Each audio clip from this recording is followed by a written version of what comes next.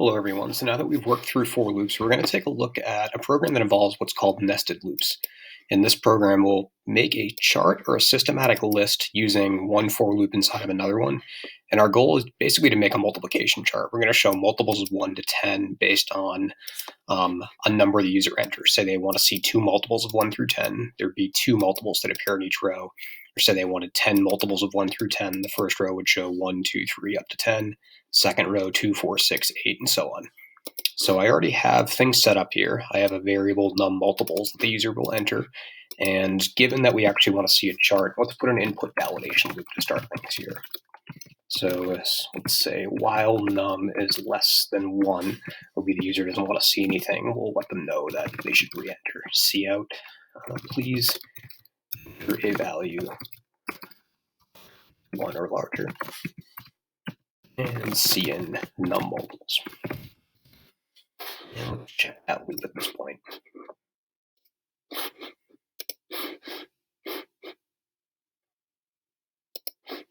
Ooh, that should be num multiples.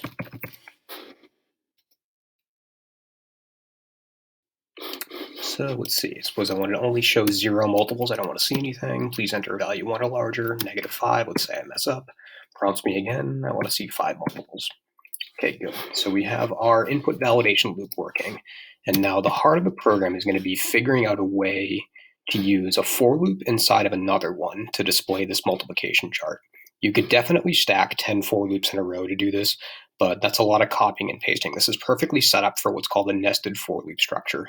And when you're working with nested for loops, oftentimes the one that's on the outside will control how many rows of output you see, and the one that's on the inside will control what you see within each row.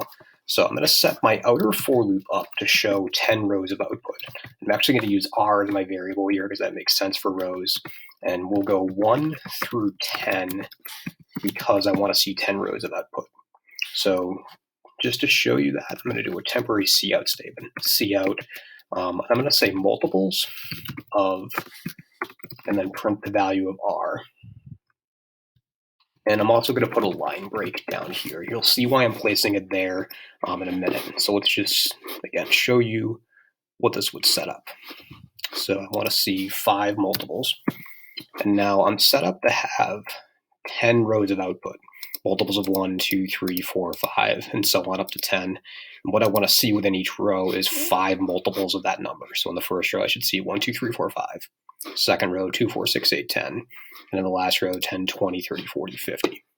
So again, style-wise, I'm actually going to put a little better touch on that too. All right, so at this point, we are ready to put another for loop inside of this one. And just to show you what would happen, I'm just going to say for int, I'm going to use a different variable, c for column, c equals 1. Let's keep c less than or equal to, I don't know, 10, and then c++, and just cout the value of c within there with a space next to it. Again, you'll notice I haven't put a single line break yet, and you'll see what's happening with that. So let's just see what this does to the program at this point. Same thing, I want to display 5 multiples, and now you'll notice a lot more just happened. So tracing through this, you'll notice multiples of 1. That's showing the value of R from the outer for loop, and that's fixed at that point. Then this inner for loop runs and just prints out 1 through 10. So it's not the number that I want to see, but it's showing you the structure of what happens when you put a for loop inside of another one. This inner loop will go the whole way through before the outer loop ever updates. So this inner loop is controlled from this separate variable c, and at each step you're seeing 1 through 10 print. That's the c value stepping through there. And then R gets updated to 2, then you see 1 through 10 again, and so on. So this inner loop, I'm going to leave c as the variable here, but we really should control it based on the number of multiples we want to see. So I'm going to change the 10, that 10 that's sort of hard-coded in there, into num multiples. That's where that's interactive with the user. This 10 here is fixed because I want to see 10 rows. This is going to control how many numbers I see within each row. And let's see what that does. So I'm going to go with 5 multiples and see if I can only see 5 numbers within each row of output now. Okay, so things are looking good in terms of how many are appearing in each row. Multiples of 1 is a little description for that row, and I'm seeing 1, 2, 3, 4, 5. So that happens to be correct. But multiples of 2, 1, 2, 3, 4, 5, that's definitely not right for the multiples of 2. What's good is I have a variable that's stepping through the number that I need to see, like 5 numbers in that row. So I'm going to have to think a little bit about how to get the multiples of each number to appear. Again, it's correct in the first row, mainly because this value c is being multiplied by 1 understood. But say I want to see the multiples of 2. I would have to take this value of c here and multiply it by that value of r to actually see the multiples of that particular number. So again, when you're in that second row of output, multiples of 2, there's your value of r for that step. I need to multiply this 1, 2, 3, 4, 5 at each step by that value of r. So I'm going to do r times c to do that. So again, that's going to show, hopefully within each row, the legit multiples of that number. Again, we'll go through that again. So enter the number, we'll stick with 5, and okay, so this is looking a lot better now in terms of what we wanted. Multiples of 1, 1, 2, 3, 4, 5, that's still working.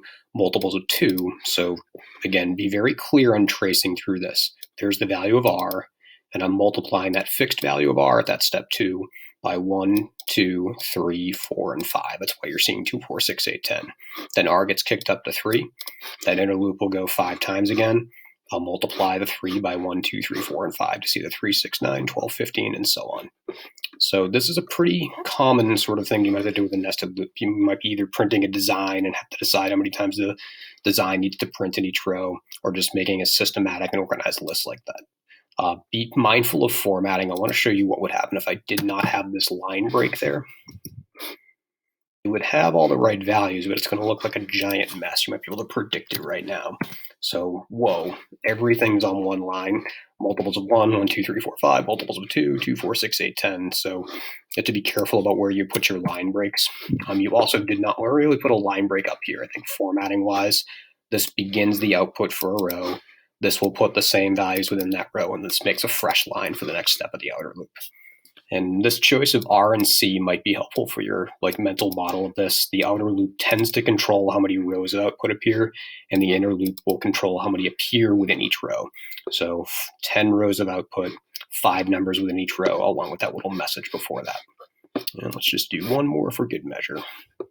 Show a multiplication chart with all, say, 10 multiples or so. So again, beginning message, multiples of 1, then I'm seeing 10 numbers, multiples of 2. Again, those 10 values going in a row and so on. So this is a really good demo to get you used to the structure of a nested loop. Again, you could have copy and pasted 10 different for loops, but this is far more efficient and far more the style we're going to have you work with. So have a lot of fun with the nested loops programs. There's a practice one where you make a design that looks like an isosceles triangle, and then the diamond program at the end of this is a great classic coding task with this.